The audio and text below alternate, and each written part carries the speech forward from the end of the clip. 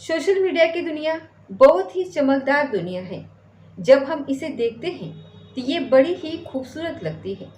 लेकिन जब जैसे जैसे इसके हम नज़दीक पहुंचते हैं, अपने चाहने वालों के बहुत करीब पहुंचते हैं, तब उनकी असलियत सामने आती है कि वो कितना सच्चे हैं और कितना झूठा है। आज की कहानी जो मैं आपको सुनाने जा रही हूँ, इस कहानी में बिल्कुल ऐसा ही होता है। सोशल मीडिया के माध्यम से दो व्यक्ति आपस में मिलते हैं। दोनों को एक दूसरे से प्यार हो जाता है। दोनों बहुत नज़दीक आ जाते हैं। एक दूसरे के साथ जीने मरने की कस्में खाने लगते हैं। लेकिन जैसे ही एक दूसरे के बारे में पता चलता है, तो यहीं से ही खेल बिगड़ जाता है। खेल इतना बिगड़ता है कि एक नहीं बल्कि दो मर्डर हो जाते हैं। और जब इस घटनाक्रम का खुलासा होता है, तो लोगों को यकीन नहीं हो रहा था कि झूठ के बुनियाद पर रिश्तों के रखने की कोशिश की जा रही थी, लेकिन वो रिश्ते कामयाब नहीं हो पाते हैं। और जहाँ जहाँ तक एक खबर फैलती है, लोगों को ऐसा लग रहा था कि वाकई में सोशल मीडिया की दुनिया बहुत ही चकाचौंध भरी दुनिया है। इसमें जितना अंदर जाने की कोशिश करें, उतनी ही दलदल के अंदर धंसते चले जाते हैं। आज की कहानी एक ऐसे दो मर्डर की है, जिसको सुनने के बाद शायद आपको भी आश्चर्य होगा। नमस्कार, स्वागत है आपका हमारे चैनल पर। आज की जो सच्ची घटना मैं आपको सुनाने जा रही हूँ, ये सच्ची घटना है छत्तीसगढ़ प्रदेश का एक जिला लगता है कबीरधाम। दरअसल इसी का ही एक जिला मुख्यालय है, जिसका नाम है कवर्धा। बात कर रही हूँ 25 फरवरी 2024 के सुबह लगभग 10 बजे के आसपास का ये वक्त रहा होगा। इसी कवर्धा में सिटी की एक वीआईपी कॉलोनी होती है, शिक्षक कॉलोनी। इस शिक्षक कॉलोनी में एक बुजुर्ग शिक्षक वह अपने घर में इधर उधर जा रहा था और पूरे घर में वो घूम रहा था। घूमने के बाद कहता है कि मुझे इस घर से बार बार दुर्गंध आ रही है, समझ नहीं आ रहा कि ये दुर्गंध कहाँ से आ रही है। तभी उनके घर से एक महिला कहती है कि अपना घर ठीक है, लेकिन मुझे लगता है कि पड़ोस के घर से दुर्गंध आ रही है और वो हमेशा गंदगी करते रहते हैं। जैसे ही शिक्षक ने ये बात सुनी, अपने घर से वो निकल करके पड़ोस के घर जाते हैं और जा करके देखते हैं और कहते हैं कि तुम अपने घर में थोड़ा साफ सफाई रखा करो, तुम्हारे घर से हमेशा दुर्गंध आती रहती है। जैसे ही ये बात पड़ोसी से जाकर कही जाती है, तो पड़ोसी कहते हैं कि हमारे घर से नहीं, बल्कि दुर्गंध आपके घर से आ रही है। इसी बीच में उन दोनों के बीच में कुछ कहासुनी हो जाती है। दोनों अपने अपने घर चले जाते हैं और जैसे जैसे वक्त आगे बढ़ रहा था, वैसे वैसे दुर्गंध का जो लेवल था वो लगातार बढ़ रहा था। इस घर से महज 100 किलोमीटर की दूरी पर एसपी साहब का भी ऑफिस होता है। एसपी साहब के ऑफिस में जो फरियादी आ रहे थे, फरियादी आने के बाद बार बार एसपी साहब कह रहे थे कि आज कुल माहौल अलग सा लग रहा है, लेकिन घर में यानी कि ऑफिस के अंदर कुछ दुर्गंध सी आ रही है। तभी जितने भी कर्मचारी होते हैं उनमें हड़कंप मच जाता है, साफ सफाई में लग जाते हैं, पूरे कमरे को सुगंधित करने के लिए लगातार कोशिश कर रहे थे। लेकिन जैसे जैसे वक्त आगे बढ़ रहा था, वैसे वैसे दुर्गंध भी बढ़ रही थी। शाम के 5:30 बज जाते हैं, ऑफिस बंद होता है और एसपी साहब जब जा रहे थे तो और ज़्यादा दुर्गंध आती है। तो वो बड़े परेशान होते हैं, अपने घर निकल जाते हैं। लेकिन अब इस जगह पर जहाँ पर ये कवर्धा का जो शिक्षक कॉलोनी होती है, वहाँ आसपास में बहुत ज़्यादा दुर्गंध फैल जाती है। तभी कोई व्यक्ति जाकर के पुलिस को फ़ोन करता है, क्योंकि एक घर ऐसा था जिसके बाहर ताला लगा हुआ था। बाकी जितने भी घर होते हैं वो सब खुले थे और लोगों ने अपने घरों को ताका झाकी करने के बाद तब उस घर की तरफ जब उनकी नज़र जाती है कि यह घर बंद है, यही कुछ न कुछ बात है। पुलिस मौके पर आती है। मौके पर आने के बाद देखती है तो ताला लगा हुआ था। आवाज़ लगाई जाती है, फ़ोन पर संपर्क करने की कोशिश की जा रही थी, लेकिन कोई संपर्क नहीं हो पा रहा था। अब यहाँ पुलिस की मौजूदगी में यानी कि सिटी कोतवाली की मौजूदगी में ये घर का ताला तोड़ा जाता है। जैसे ही ताला तोड़ा जाता है तो इस घर की जो बेटी होती है, जिसकी उम्र लगभग 37 साल के आसपास होती है, नाम वसुंधरा होता है, उस वसुंधरा के दुल्हन बनी हुई लाश पड़ी हुई होती है। और लाश को देखने के बाद लोगों के होश बागता हो जाते हैं। तभी यह सूचना दी जाती है एसपी साहब को। SP Abhishek Pallav, DSP Harish Rathore, DSP Sanjay Tiwari और सिटी कोतवाली पुलिस सब अधिकारी मौके पर पहुंच जाते हैं और इस घर के अंदर एक और लाश पड़ी हुई थी। वो लाश होती है पल्लवी की, यानी कि पार्वती की। पार्वती की उम्र लगभग 60 साल के आसपास होती है। माँ और बेटी की लाश एक घर के अंदर पड़ी हुई थी। यही पुलिस के लिए हड़कंप मचाता है, वो भी एसपी ऑफिस के ठीक सामने जो घर होता है वहीं पर। इसी बात को देखते हुए अब यहाँ से सूचना दी जाती है रायपुर में।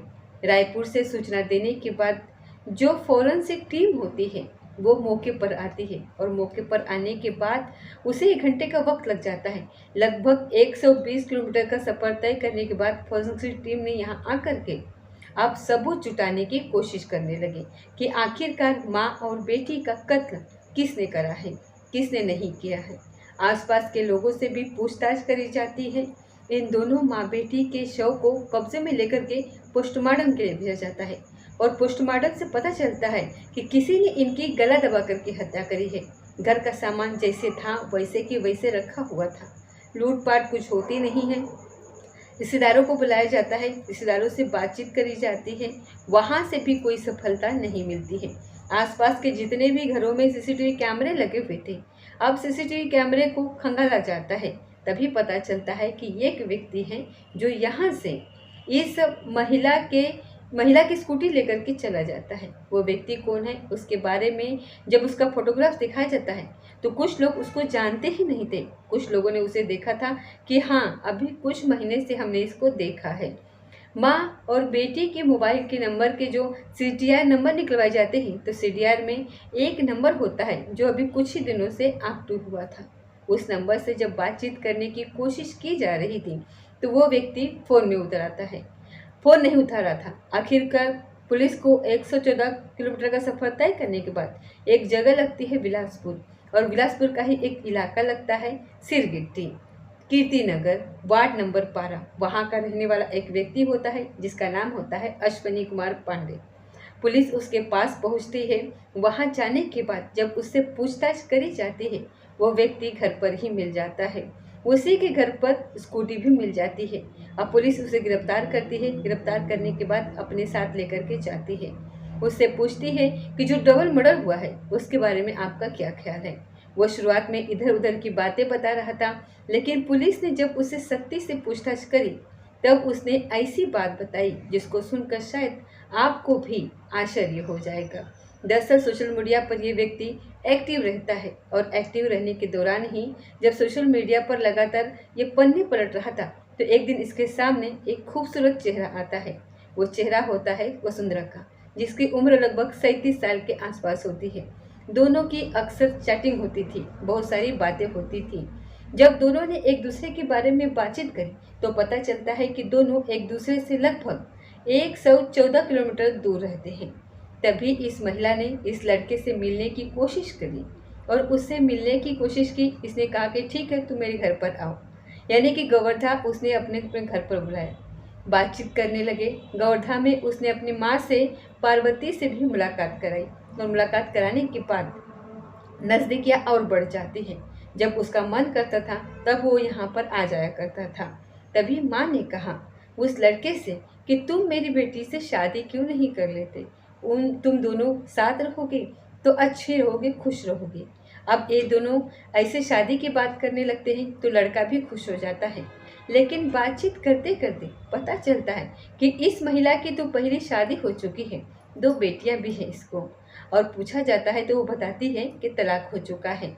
जब बात तलाक की आती है तो उस लड़के का आना जाना तो था ही, और पता चलता है कि इसकी शादी पहले भी हो चुकी है। और जब उसने तफ्तीश करनी शुरू की कि आप इस तरह की जांच पड़ताल करनी शुरू की तो वो महिला 3 शादियां कर चुकी थी। 3 शादी करने के बाद, तीनों से तलाक लेने के बाद अब चौथे पति की तैयारी कर रही थी।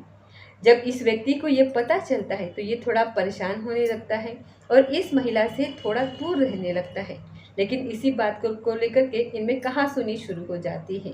जब इस माँ और बेटी का उस व्यक्ति यानी कि अश्विनी कुमार पांडे पर लगातार दबाव बनाया जा रहा था कि शादी तो करनी पड़ेगी, शादी नहीं करोगे तो पुलिस तक पहुंच जाएंगे। यानी कि एक दिन जाकर के सिटी कोतवाली पुलिस को तहरीर दी जाती है, ये व्यक्ति मुझसे शादी नहीं कर रहा। पुलिस ने समझा बुझाकर कहा कि तुम दोनों की उम्र भी ठीक ठाक है, शादी करो, घर बसाओ और अपनी जिंदगी में तुम खुश रहो। तभी इस महिला ने जब ज़्यादा ही दबाव बनाया, प्रेशर बनाया, तब 3 दिसंबर 2023 को कोर्ट जाते हैं और कोर्ट में जाने के बाद एक आवेदन देते हैं कि हम शादी करना चाहते हैं। महिला तो चाहती थी शादी करना, लेकिन ये व्यक्ति नहीं चाहता था, और नहीं चाहता था तो ये बचता था, और इसी बात को लेकर के कहासुनी हो जाया करती थी।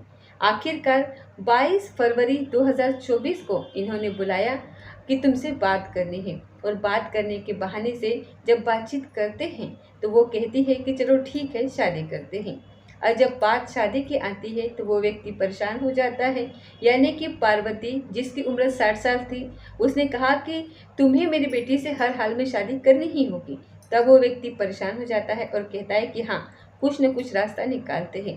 तभी इस महिला को, यानी कि जो वसुंधरा होती है, उसको वो ब्यूटी पार्लर लेके जाता है, और वहाँ ले जाने के बाद उससे कहता है कि तुम अपना मेकअप वगैरह करो और उसके बाद हम मिलते हैं। वो सीधा वहाँ से घर पहुँचता है। घर आने के बाद वो घर में जो पार्वती होती है 60 साल की, जिसकी उम्र होती है, जो महिला थी वो अकेली थी। इसी बीच में अश्विनी ने उसका गला दबाया और गला दबा करके उसकी हत्या कर दी। जैसे ही हत्या करके हटता है तभी वसुंधरा की एंट्री भी घर के अंदर हो जाती है। वसुंधरा ने जो अपनी आंखों से अपने माँ को मरते हुए देखा, उसने चीखने चिल्लाने की कोशिश करी। तुरंत ही अश्विनी ने उसको भी पकड़ा, उसका भी गला दबाया, और गला दबाने के बाद उसकी भी हत्या कर देता है। यानी कि डबल मर्डर करने के बाद वो घर पर ताले लगाता है, और ताला लगाने के बाद स्कूटर और उसके फ़ोन उठाता है और वहाँ से वो चला जाता है, ये सोच कर करके कि कभी अब पकड़ा नहीं जाएगा। लेकिन कहते हैं कि कार्तिक कितना भी शातिर क्यों ना हो, कोई ना कोई गलती कर जाता है, और वो गलती थी कि वो सोशल मीडिया पर एक्टिव था। वो गलती होती है, वो लगातार जो मोबाइल पर बातचीत करता था, लेकिन जब वो मरते हैं तब वो नहीं था, बाकी सब थे। और जब वो हमेशा दिखाई देता था तो आसपास के लोगों ने ये सूचना दी कि एक लड़का आता है, और अगर वो वहाँ पास में होता तो शायद केस तो खुल जाता, लेकिन शायद देर से खुलता। पुलिस ने उसे गिरफ्तार करा। गिरफ्तार करने के बाद आगे की कार्रवाई करी है, और पुलिस की एक कोशिश है कि कम से कम समय में चार्जशीट लगा करके अदालत भेज दिया जाए और आरोपी को सख्त से सख्त सजा दिला जाए सके। साथ ही इस घटनाक्रम में कोई और अगर शामिल होगा तो उसे भी किसी कीमत पर बख्शा नहीं जाना चाहिए। दोस्तों, इस पूरे घटनाक्रम को सुनाने के उद्देश्य किसी को परेशान करना नहीं है, किसी को दिल दुखाना नहीं है, बल्कि आपको जागरूक करना है, आपको सचेत करना है, और आपको बताना है कि सोशल मीडिया की जो ये दुनिया है वो चकाचौंध से भरी हुई दुनिया है। इससे थोड़ा दूरी बना करके रखें तो ज़्यादा ही अच्छा होगा, सबके लिए सेफ होगा। जब इसके अंदर जाने की कोशिश करते हैं तो दलदल की तरह उतने ही अंदर धंसते चले जाते हैं, जैसे अश्विनी कुमार पांडे धंसते चले जाते हैं, और पूरी की पूरी लाइफ अब शायद सलाखों के पीछे ही उसकी गुजरेगी, और इस महिला का भी काम कुछ अच्छा नहीं रहा होगा। इसीलिए 3 शादियां पहले रिजल्ट करने के बाद, तलाक करने के बाद चौथी शादी के लिए रेडी हो रही थी। दोस्तों, सोशल मीडिया पर आप जितने भी इन्फ्लुएंसर देखोगे, जितने भी पॉपुलर लोग देखोगे, उनकी दुनिया बहुत ही ज़्यादा मतलब कि खुशियों से भरी होती है, मतलब कि एकदम बहुत अच्छी होती है। लेकिन जब आप उसकी रियल स्टोरी देखोगे ना तो बहुत दुखी होते हैं अंदर से। मैंने बहुत सारे ऐसे फेमस लोगों को देखा है जो मतलब कि जब ब्लॉग बनाते हैं या फिर कुछ करते हैं तो बहुत खुश रहते हैं, लेकिन जब उनकी रियल लाइफ देखी जाए तो बहुत ही दुखी होते हैं। उनके जीवन में बहुत ही कुछ न बहुत सारी प्रॉब्लम्स होती हैं, लेकिन वो हमें यहाँ पर शेयर नहीं करते। इसीलिए हम सोचते हैं वाह, इनकी ज़िंदगी तो कितनी अच्छी है। दोस्तों, ये थी आज की सच्ची घटना। मिलते हैं अगले किसी सच्ची घटना के साथ। तब तक जय हिंद, जय भारत।